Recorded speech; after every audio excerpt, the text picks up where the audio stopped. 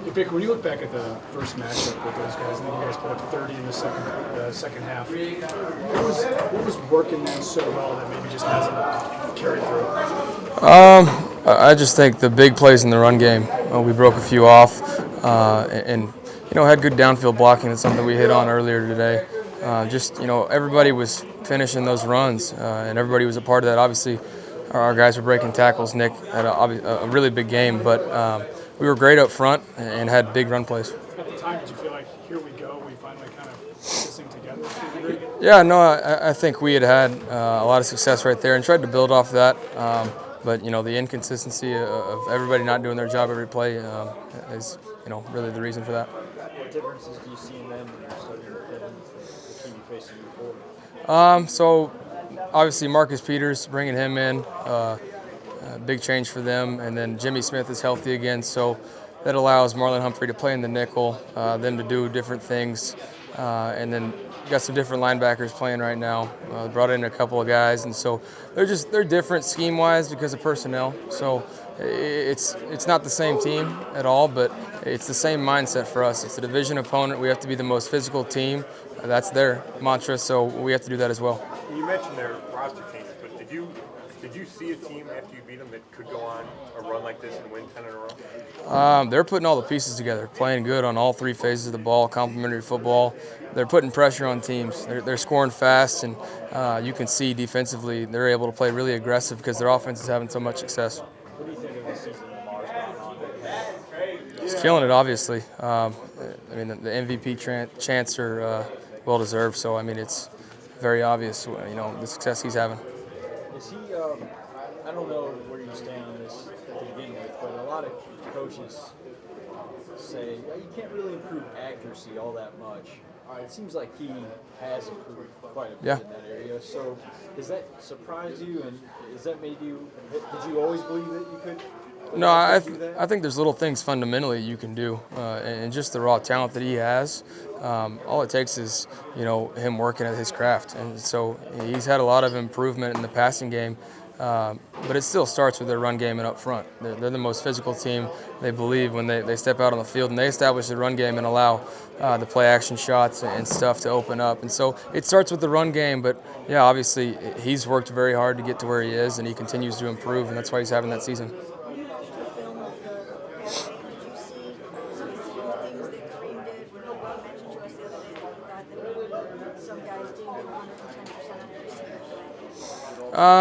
In regards to Kareem's comments, Kareem's been in a place, in Kansas City that knows how to win. So his level and his standard accountability for everybody to do their job is very high. That's the type of guys we want to bring in here. So I don't think it was anything personal to anybody, but Kareem, bringing him in was a huge part for us of raising the standard. So we want that. We want guys to be able to have accountability. It doesn't need to just come from me all the time. Having a guy like that, because Nick Chubb's our silent assassin, so having Kareem being a vocal leader is important for us. Yeah, and last year, at the end of last year when you guys really didn't have anything to play for, you kind of said something similar, right? You're like, if you're not with us.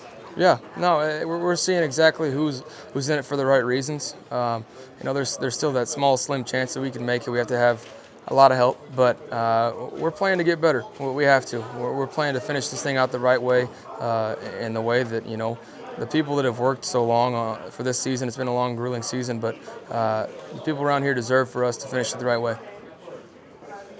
Baker, you talked about you as a leader and trying to get guys.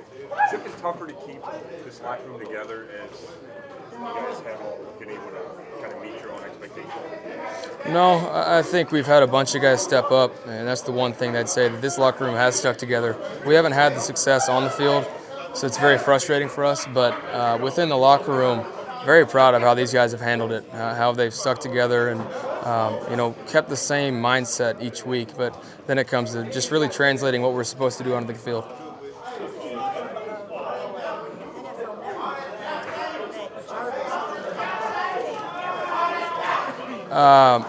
If anybody knows Jarvis, they know he's not doing that. So, I can't speak on his behalf, but I know how he is and who he is. So people want to talk and say a bunch of things, but they're not here. They don't know. If they're saying that, they don't know who Jarvis is. So it is what it is, but it's just drama on the outside. talked after the game that he went to Freddie and wanted the ball more. He had touched the ball in 2 quarters. Yeah. Does he have a conversation with you before he goes to the coach about that? Yeah, no, you can sense his frustration within things like that. It was more about, taking advantage of matchups and, doing what we're best at. And that's, we have a bunch of guys, so how are you going to cover us? And we needed to exploit that. And so that's where his frustration came from, and we weren't having the success that we wanted to. So very understandable. I mean, it's an emotional game, but, we trust Jarvis, and we love hearing his opinion. Do you think about the fact that you're going to be matched up, or you could be matched up with Lamar for the next however many years? And I mean, does that give you motivation to up your game? Do you think you need up your game to get to that MVP level that he's playing at? Yes, please. No, for me, it's any division opponent. It needs to be the best game that we have each week. I love playing against Lamar just because I'm so familiar with him and his family. So I enjoy playing against him. But when it comes down to it, we're playing against their defense, and I have to do my job and try and outcompete them. In your draft, you and Darnold and Landry, Josh Allen and Josh Rosen, you kind of grouped together. You made the same visits practically. Did it ever cross your mind during that process that why isn't Lamar Jackson in this group too? I think people, pinned him as a non-throwing QB, so it was more of does he fit in our system type of ideas, and but that's why they're having success. They're building around him and calling plays for him, and they're doing a really good job of that. You're talking about dream and having that standard. Obviously, the answer to this could be win, but I guess how do you get to that standard before you're necessarily winning at the level that the Chiefs did and where he comes from? How do you promote that? Guys doing their job every single play. It doesn't matter who we're playing, what the situation is. Like we're saying, we have to have a lot of help on the outside to make the playoffs. You better be giving 100% effort each play. You better be doing your job without a doubt, doing the work during the week. So you get out there on Sunday and it's you don't hesitate. And so that's where Kareem's coming from, and I respect that a lot.